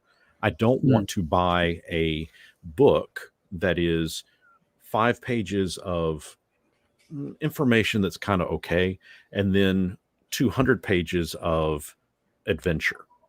I don't want that. I don't want, like right now. I mean, I'll use Vecna Eve of Ruin as the example. I mean, that is or Quest for the Infinite Staircase. I mean, that's an anthology. That's a book of adventures. Hmm. That's enough for us to burn. I mean, that's. I got Vecna Eve of Ruin in January, or well, December, January, whenever it was. It's August. We're still moving through that. It's too much. I want to be able to play a small, not necessarily a one shot, but an adventure that, will take maybe 2 weekends at most, maybe 3 at most. So you have stuff like One Grung Above, or that's actually source books. Hold on, let me jump down to the adventures. Okay.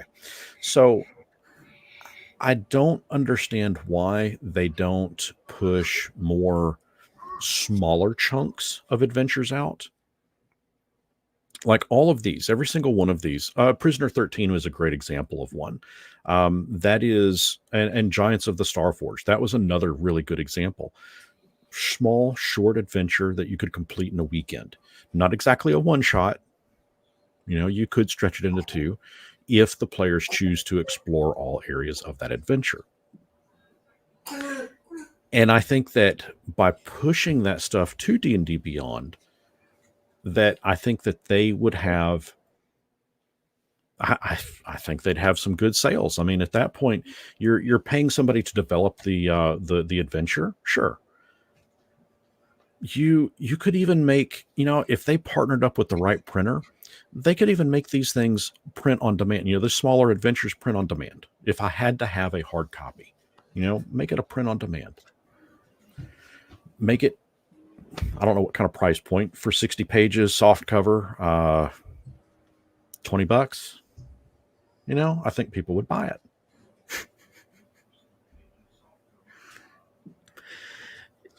I don't know. I just I see so much potential, and it's a little disappointing that we don't see more. Mm. Yeah, I have to agree. I do miss. I think we've had this conversation before too. We have. I do miss those old style adventures, the adventure modules Mm-hmm. where it's Well, and I've given examples of other companies that do that, like Green Ronin Publishing. right. Those Goodman ti- Games. Yeah, they do those small little modules that you can basically do in 1, maybe 2 sessions. Mm-hmm. Great adventure. Nothing complex, and for the most part, you can digest all the relevant information of the module in like a page. Right.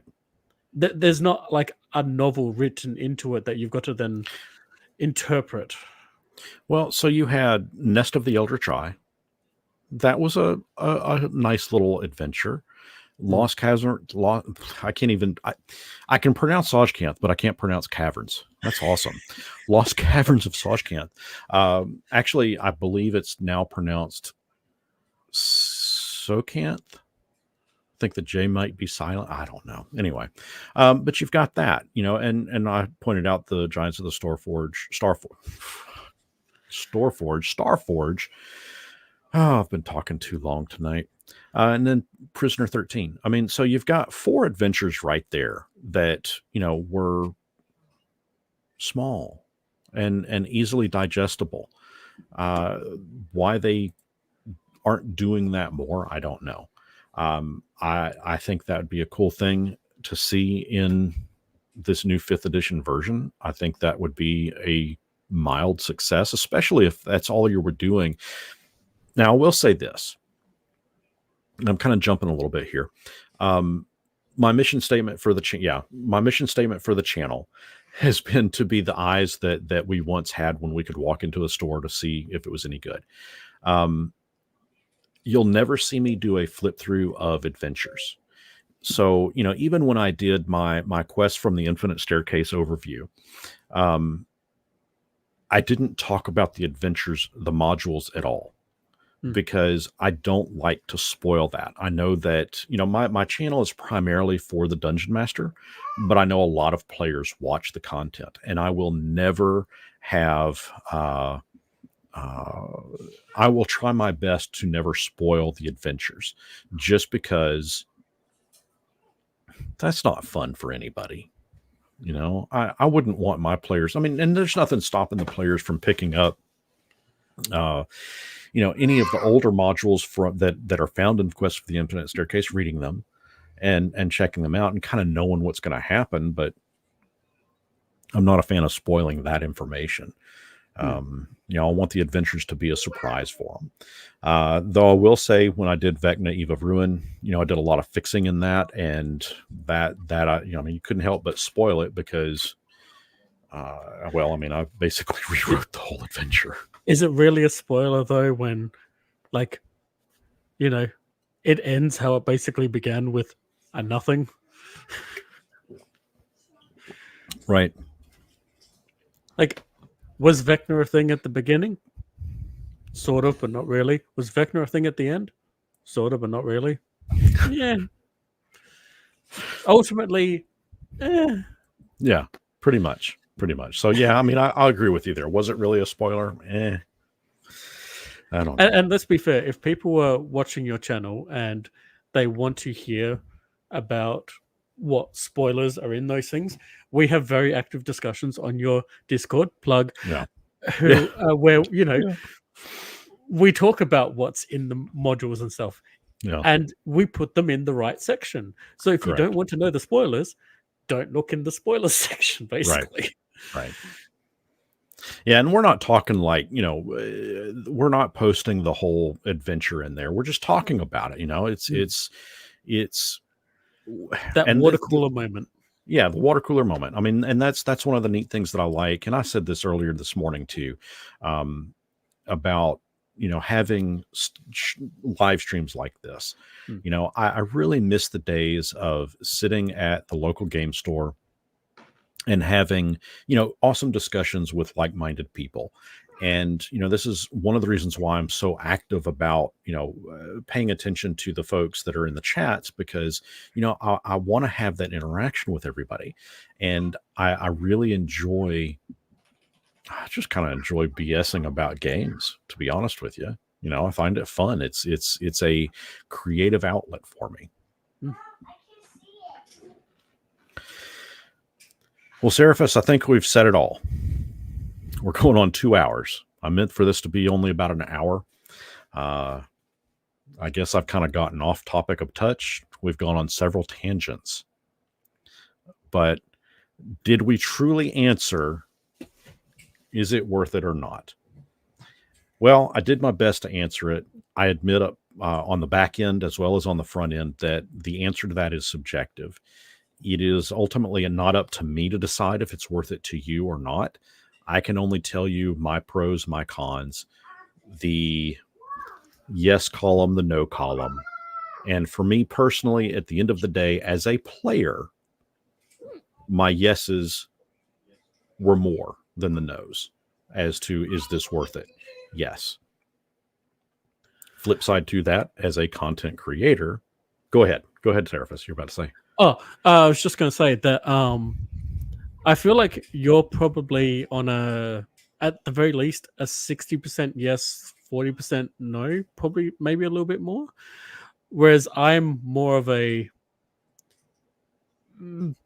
20% yes, 80% no, because I don't see a lot of value in this book. I don't see it doing anything other than empowering the players at the moment, because that's the only book we've got.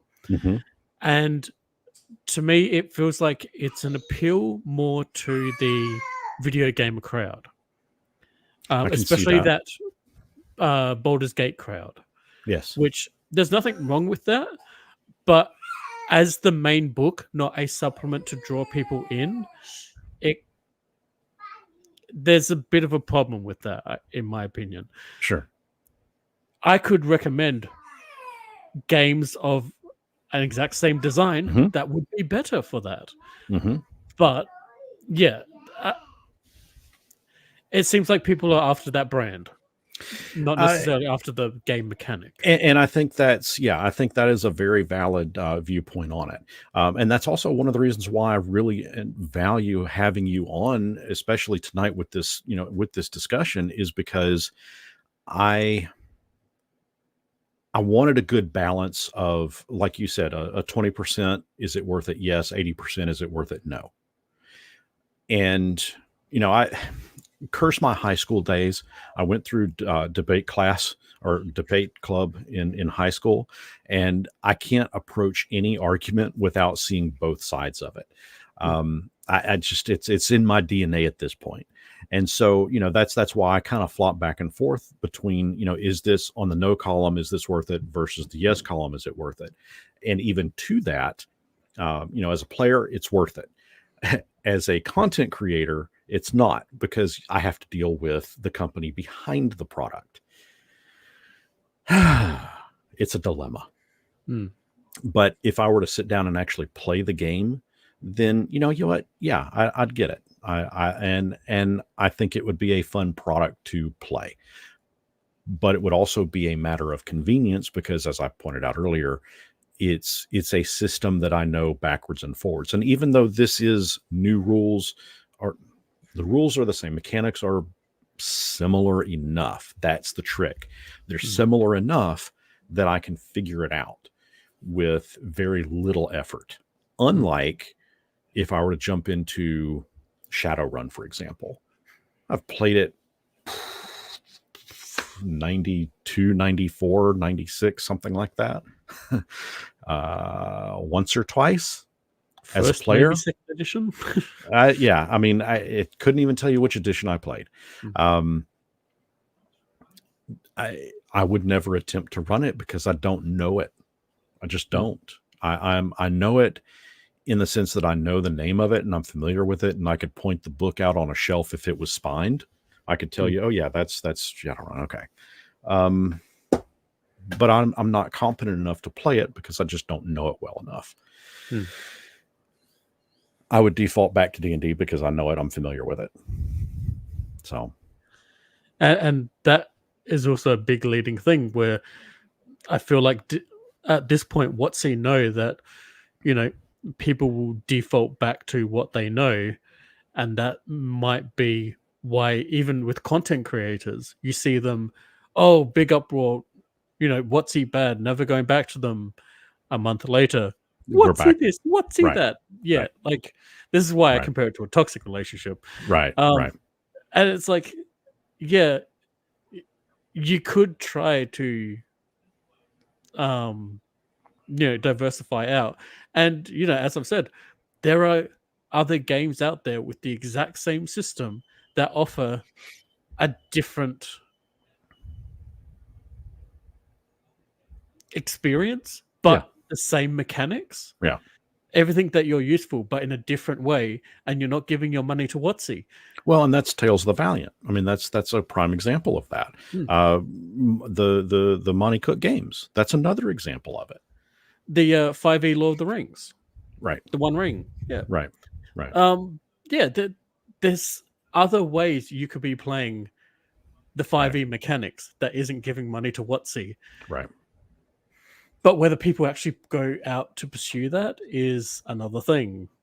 Well, I think it's going to take. I think that that is a possibility, but I think it's going to take a lot of conversation, and it's going to take. It's going to take patience from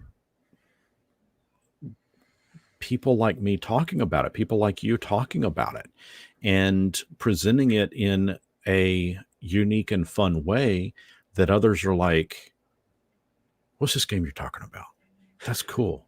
I got to know more about it. And that's one of the things that attracts me to your channel is you talk about, the cipher system stuff. And I have a fascination with it.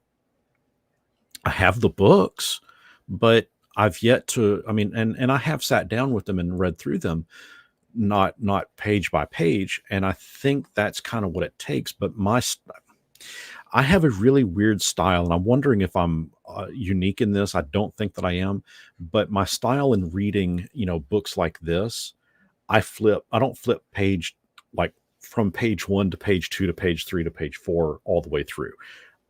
I'll look at something and then I'll thumb over to, page 227, and then I'll flip back to page 14, then I'll jump to page 73 and then 56, and then I'll look at the index, then I'll go back to the table of contents, and I'm flipping back and forth like a choose your own adventure book or something. And I don't know that I'm really absorbing the information well enough doing it that way. So I feel like part of me should read it from page 1 to 2 to 3, etc. Oh, see, that's the thing. I think two things to that. One, actually, probably multiple things to that.